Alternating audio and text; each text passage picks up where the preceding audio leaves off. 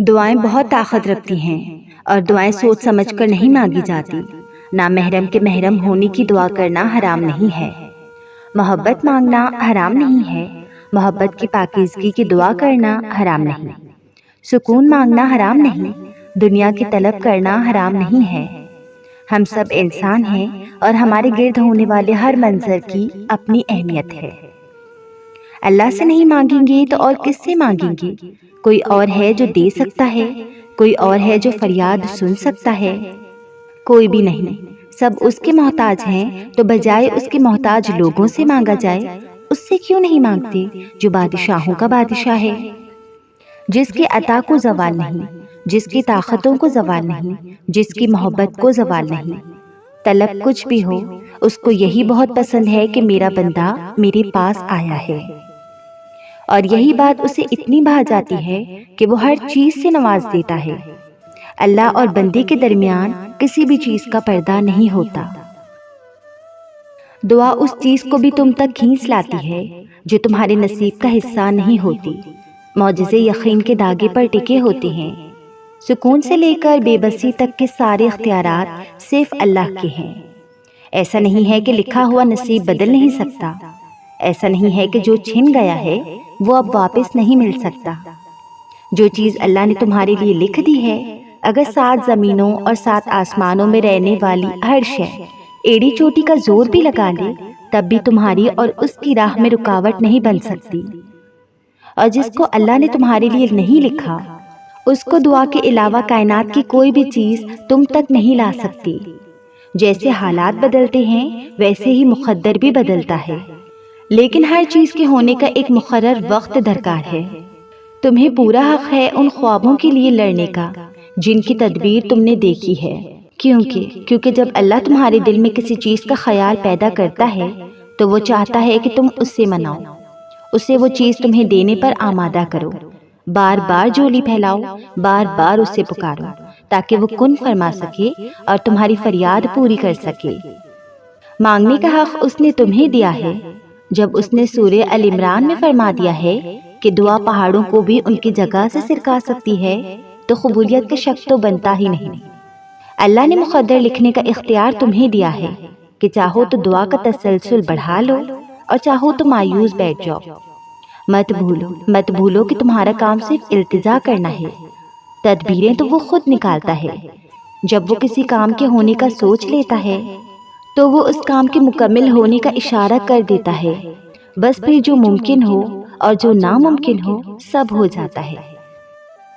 مجھے وہ نیند سے خالی راتیں آج بھی یاد ہیں، مجھے وہ تڑپ کر خدا کو پکارنا آج بھی یاد ہے، مجھے وہ چمکتا ہوا چاند آج بھی یاد ہے، مجھے وہ ڈلتی ہوئی ساری شامیں آج بھی یاد ہیں، مجھے وہ انکہی باتیں آج بھی یاد ہیں، مجھے وہ بے فکریوں کے زمانے آج بھی یاد ہیں، مجھے وہ درد کے نئے نئے سجدے آج بھی یاد ہیں، جو باتیں میں ہونٹوں سے کہہ نہ سکی وہ باتیں آج بھی یاد ہیں، جن خوابوں کی تعبیر مکمل نہ ہو سکی وہ خواب آج بھی یاد ہیں، جو دعائیں یوں ہی ادھوری رہ گئیں وہ دعائیں آج بھی یاد ہیں، وہ تتلیوں کے زمانے آج بھی یاد ہیں، میرے آنگن کی شرارتوں سے بھری سرگوشیاں آج بھی یاد ہیں۔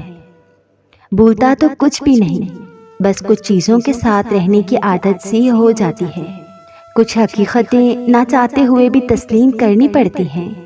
یہاں حقیقت سے مراد اللہ کی چاہتیں ہیں، اور جو اللہ کی چاہت تسلیم کر لیتا ہے اس پہ صبر کے سب رنگ عیاں ہو جاتے ہیں، پھر اس کے لیے اللہ اس کی چاہت کے دروازے بھی کھول دیتا ہے۔ کبھی کبھی انسان اتنا تھک جاتا ہے کہ وہ یہ بھی بھول جاتا ہے کہ اس کی مشکل بڑی صحیح، پر اگر وہ اس مشکل کشا رب کے دروازے پر بیٹھ جائے اور تب تک اٹھنے کا نام نہ لے جب تک کہ اس کی آہوزاری کا ہاں میں جواب نہیں مل جاتا، تو کرامات ہوتے دیکھے بنا کبھی نہ لوٹنا پڑے۔ کیا وہ میرا اللہ ہی نہیں ہے جس نے کبھی آگ ٹھنڈی کی تھی، سمندر میں رستہ بنایا تھا، کسی کو کنویں میں گر جانے کے باوجود بچایا تھا، کسی کو مچھلی کے روئی روئی کر دینے والے پیٹ میں بھی زندہ رکھا تھا، اور یہی نہیں بلکہ زندہ لوٹایا بھی تھا، اور جلد کی سلامتی کا انتظام بھی کیا تھا۔ پھر تم نے کیسے سوچ لیا کہ وہ سن نہیں رہا، روتا دیکھ نہیں رہا، دل کا تڑپنا، ٹوٹ کر پکارنا کہ اے اللہ سن لینا، کب سے رو رہا ہوں، برا ہوں پر ہوں تو تیرا اپنا نہ، تو نے نہ سنا تو کس کو سناؤں گا، کس سے کہوں گا، رو رہا ہوں میری مدد کو آ، کس سے کہوں گا اکیلا ہو گیا ہوں، مجھے پیار سے قریب کر لے، کس کی طرف امید سے دیکھوں گا جب کوئی امید دلانے والا نہ ہوگا۔ اے اللہ، تیرے اتنے نیک بندوں میں ایک میرے جیسا گنہگار نہ بھی ہوا تو تیرے وفادار کی قطاروں میں کوئی کمی کہاں آئے گی؟ تو میرے رب، اگر میری زندگی میں تو نہ رہا تو میرا تو ایک ہی رب ہے نا، میں کدھر جاؤں گا؟ بس حقیقت یہ ہے کہ ہر تنگی کے ساتھ فراخی بھی ہے، بے شک تنگی کے ساتھ فراخی بھی ہے۔ لوگ کہتے ہیں کہ ہمیں فلاں نے دھوکہ دیا، فلاں نے غلط کیا ہمارے ساتھ۔ میں کہتی ہوں کہ جو کسی انسان کے لیے اللہ کو چھوڑتا ہے، اللہ پاک ہمیں پھر اسی کے ہاتھوں توڑتا ہے۔ جیسے تیز ہوا کے چلنے کے بعد رسی سے سارے کپڑے نیچے گرتے ہیں، بالکل اسی طرح جب ہم اللہ کے احکامات کے خلاف ورزی کرتے ہیں اور اس کی بنائی ہوئی حدود کو پھلانگنے کی کوشش کرتے ہیں تو ہم گرتے ضرور ہیں، اور گرنا ضروری بھی ہوتا ہے۔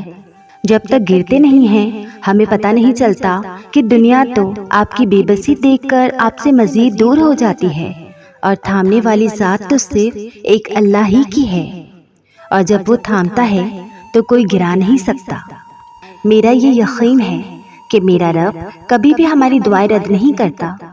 جن کی دعائیں قبول نہ ہوئی ہوں وہ کبھی مایوس نہ ہوں، بلکہ اس پہ یہ یقین رکھیں کہ وہ ہماری دعائیں کبھی نہ کبھی تو ضرور پوری کرے گا۔ اس کے پورے ہونے کا انتظار کرتے رہیں مگر مایوس نہ ہو۔ وہ رب اتنا رحیم ہے کہ ہماری ہر دعا کو سنبھال کے رکھتا ہے، پھر یا تو اس کا صلہ ہمیں آخرت میں دیتا ہے یا پھر دعا میں مانگی ہوئی چیز سے بھی زیادہ بہتر چیز عطا کرتا ہے۔ لیکن ہم انسان ناسمجھ اور ناشکرے ہیں، کبھی سمجھ ہی نہیں پاتے اللہ کے ارادوں کو۔ بے شک وہ ہی جاننے والا ہے کہ ہمارے حق میں کیا بہتر ہے کیا نہیں، اس لیے کبھی اپنے رب سے دعا قبول نہ ہونے کا شکوہ نہ کریں۔ وہ رب رحمان ہے، کبھی اپنے بندوں کا برا نہیں چاہتا، اور بے شک خدا کے فیصلے تو ہماری خواہشوں سے بہتر ہے۔ آزمائش بہت سے نقاب الٹ دیتی ہے، کہیں پارسائی کا، کہیں صبر کا، کہیں انسانی ہمدردی کا، اور کہیں اخلاق کا۔